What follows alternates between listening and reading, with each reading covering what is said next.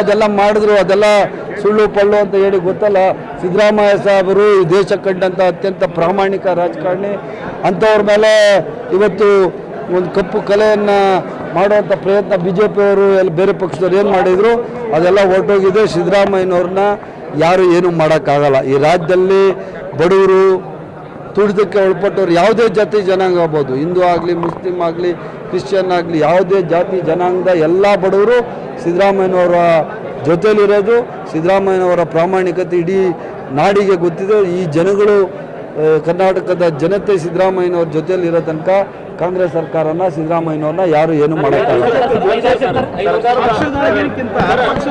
ಒಳಗಡೆ ಇಲ್ಲ, ಹೊರಗಡೆ ಇಲ್ಲ. ಇಡೀ ಕಾಂಗ್ರೆಸ್ ಸರ್ಕಾರ, ಉಪಮುಖ್ಯಮಂತ್ರಿಗಳು ಒಳಗೊಂಡಂತೆ ಸಿದ್ದರಾಮಯ್ಯನವರ ಜೊತೆಯಲ್ಲಿದೆ. ನಮ್ಮದು ಹೈಕಮಾಂಡ್ ತೀರ್ಮಾನ ಮಾಡುವಂಥ ಪಕ್ಷ, ಆಂತರಿಕ ಪ್ರಜಾಪ್ರಭುತ್ವ ಇರುವಂಥ ಪಕ್ಷ. ಹೈಕಮಾಂಡ್ ನಿರ್ಧಾರ ಏನು ಹೇಳ್ತದೆ ಅದ್ರ ಪ್ರಕಾರ ನಾವು ನಡ್ಕೋತೀವಿ.